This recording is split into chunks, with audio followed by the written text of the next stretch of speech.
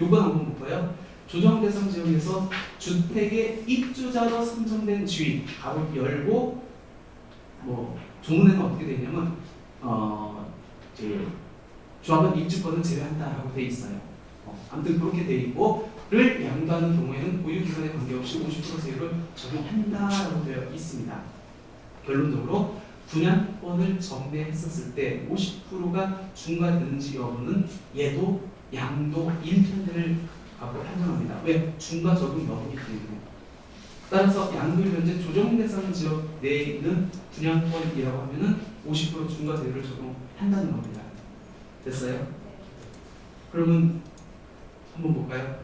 2018년 4월 1일 경기도 용지 수질구에 소재하고 있는 A 아파트 분양권을 취득을 했습니다. 그리고 2020년 5월 1일에 이 아파트 분양권을 이제 팝니다. 그럼 이 A 아파트 분양권을 취득할 당시에는 조정 대상 지역이 아니었는데 양도할 당시 2020년 5월 달에는 조정 대상 지역이네요. 그럼 이 아파트 분양권은 일반 세율입니까? 50% 중과세율입니까? 50% 중과세율. 이유는 양도 당시 조정 대상 지역이기 때문에. B 한번 볼까요? 2018년 4월 1일에 부산광역시 해운대구에 소재하고 있는 A 아파트 분양권을 취득을 했습니다. 그리고 2020년 5월 1일에 그 분양권을 양도한다고 합시다. 즉 분양권 취득의 현재는 조정 대상 지역이었는데 분양권을 양도할 당시에는 부산광역시 해운대구가 조정 대상 지역에서 해지가 돼가지고 조정 대상 지역이 아닌 겁니다. 그럼 얘는 중과가 적용되어 그냥 보유 기간에 따른 일반 세율이 적용됩니까? 일반 세율이 적용됩니다. 그러면 아까 조정 대상 지역 양도율 현재 조정 대상 지역에 있는 상태에서 분양권을 양도했을 때는 50% 중과 세율이 적용된다고 했습니다. 그 예외가 세 가지가 있습니다. 첫 번째, 내가 분양권을 팔려고 계약을 했습니다. 근데 계약을 했는데 그때 계약한 이후에 조정 대상 지역이 지정됐어. 그럼 잔금을 치를 때는 그때 조정 대상 지역으로 확정됐잖아요. 그럼 너무 억울하잖아. 그래서 그런 선의의 피해자들을 구제해주기 위해서 조정 대상 지역 공고가 있는 날 이전에 분양권을 양도하기 위해서 매매 계약을 체결하고 이것도 계약금을 지급받은 것이 증빙에서 확인되는 사람들은 선의의 피해자이기 때문에 구제해주자. 즉 얘는 일반 세율이 적용되고, 두 번째는 이번에는 계약 자체도 조정 대상 지역 이후에 했어. 잔금도 조정 대상 지역 이후에 받았어. 그럼 원칙적으로 어떻게 돼요? 50% 중과세율 적용하는 게 맞죠. 그럼에도 불구하고 첫 번째, 30세 이상의 무주택 세대주로서 양도 당시 다른 분양권이 없다고 하면은 50% 중과세율이 적용받음에도 불구하고 예외 규정을 적용해서 중과를 적용 안 하겠다는 겁니다. 두 번째는 이번엔 30세 이상이 아니고 이하면 어떻게 됩니까? 30세 이하는 배우자가 있어야 돼.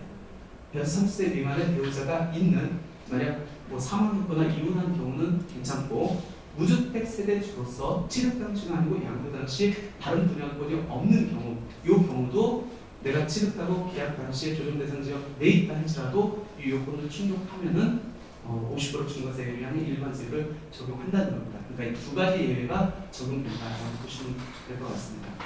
그럼 문제 하나 드리도록 하겠습니다. 문제 하나 드리도록 할게요. 오피스텔 분양권은 어떻게 될까요? 오피스텔 분양권.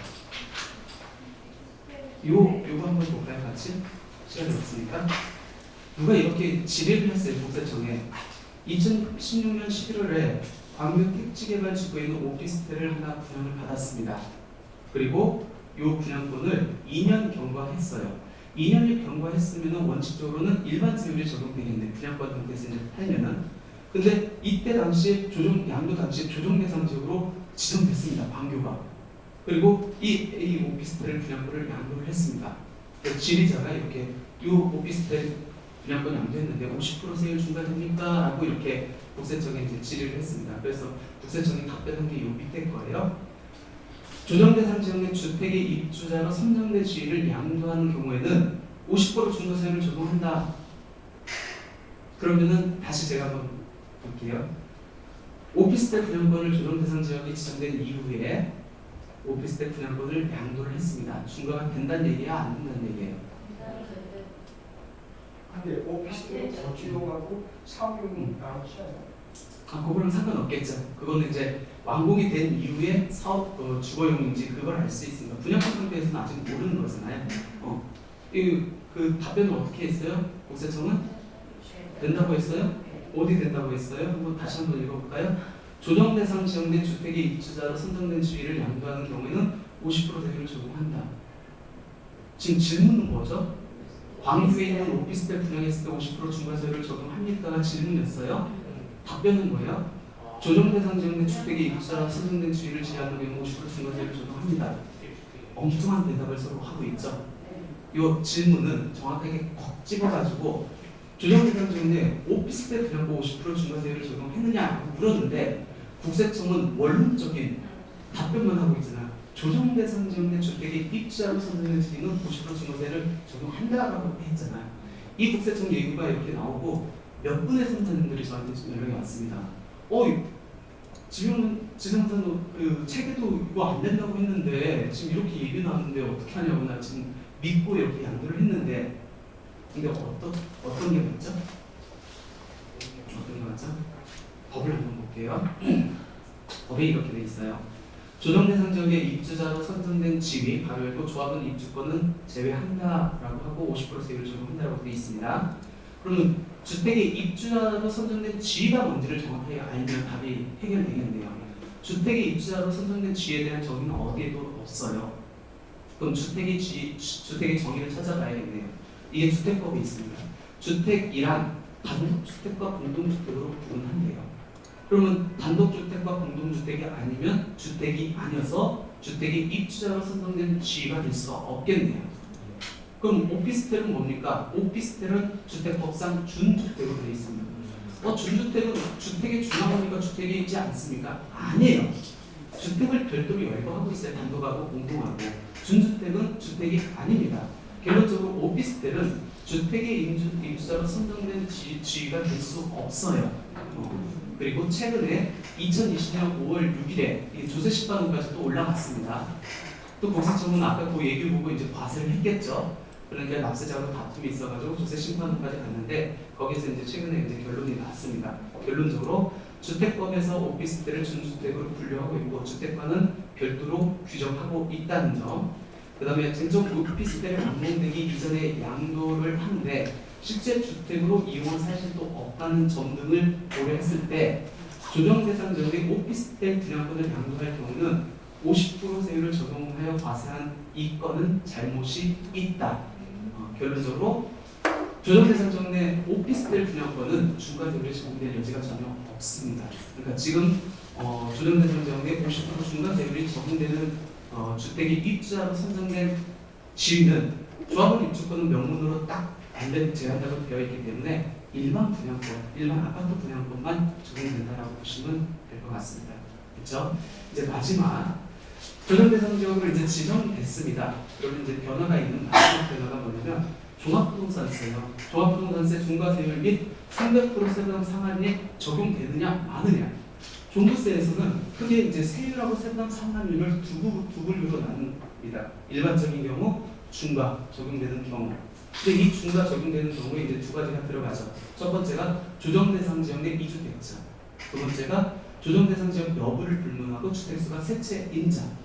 그러면 내가 두 채를 갖고 있었어요. 하나는 조정 대상 지역에 있었고 이미 서울에 갖고 있다 해요. 하나는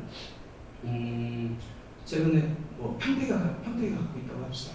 평택은 이번에 조정 대상 지역으로 지정됐습니다. 그러면 내가 두 채를 갖고 있다가 종부세가 부과를 된다 하면은 나는 세율도 일반 세율이고 세부담 상한율도 일반 세부담 상한율 150%가 적용됐습니다. 왜? 두 주택임에도 불구하고 하나는 조정 대상 지역, 하나는 조정 대상 지역 밖에 있었기 때문에, 즉 조정 대상 지역 내 이주택자가 아니었기 때문에. 근데 갑자기 평택이 조정 대상 지역으로 바뀌었습니다.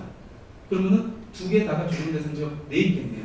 그러면 이때 그러면은 종합부동산세에서 세율도 중과세율이 적용되고 세부담 상한율도 200% 또는 300%가 적용되느냐, 이제 그게 문제가 될 수 있습니다. 그래서 이 종합부동산세 중과세율 및 300% 세부담 상한율 적용 여부는 종부세는 언제를 기준으로 해서 세금을 부과하죠? 6월 1일이요. 6월 1일을 기준으로 판단을 하시면 될 것 같습니다.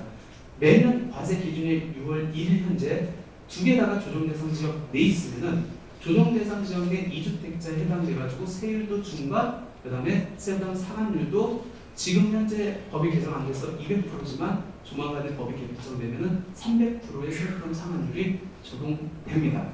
그러니까 종부세는 보유하는 과정에 내는 세금이기 때문에 6월 1일을 기준으로 판정을 한다. 예를 한번 들어볼게요. 2015년도 2월 1일에 시작한 서울시 강남구에 소유하고 있는 A주택과 2017년 5월 1일에 시작한 수원시 영동구 소재하는 B주택을 보유를 하고 있었습니다.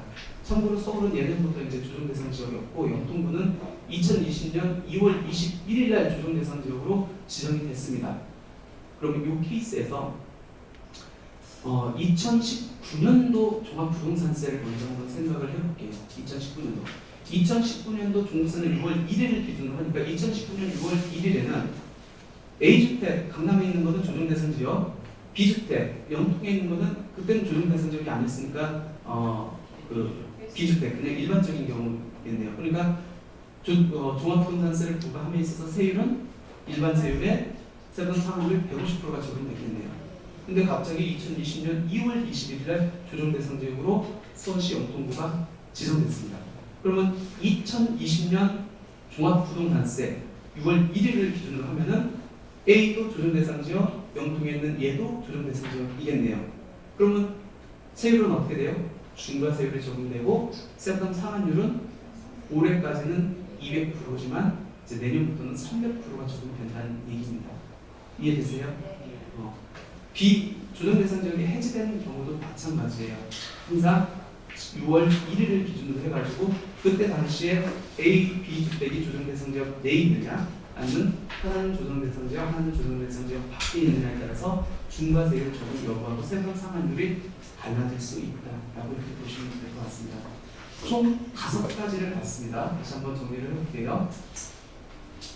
조정 대상 지역으로 지정됐었을 때 세 부담 변화가 총 5가지가 있었다고 말씀드렸습니다. 첫 번째가 1세대 주택 비과세 판정 시 2년 이상 거주 요건 적용 여부. 요거는 언제를 기준으로 합니다? 취득일. 두 번째, 일시적 2주택자 비과세 특례 요건 적용 여부는 언제? 30분도 안 됐는데. 언제요? 신규 주택 취득일 현재. 그리고 다주택자 양도세 중과 적용 여부는 언제? 양도일 현재를 기준으로 한다. 분양금 전매시 50% 중과세율 적용 여부는 언제? 양도일 현재를 기준으로 한다. 종합부동산세 중과세율 및 300% 세부담 상할 적용 여부는 언제? 내년 과세 기준일 6월 1일을 기준으로 해서 그때 조정 대상 지역이냐 아니냐에 따라서 이런 5가지 변화가 있다라고 이렇게 보시면 될 것 같습니다. 여기까지 이해되셨어요? 네. 그러면 조금 쉬었다가 10분 쉬었다가 이제 법인에 대한 대책이 얼마나 강하게 이번에 들어왔는지 살펴보도록 하겠습니다.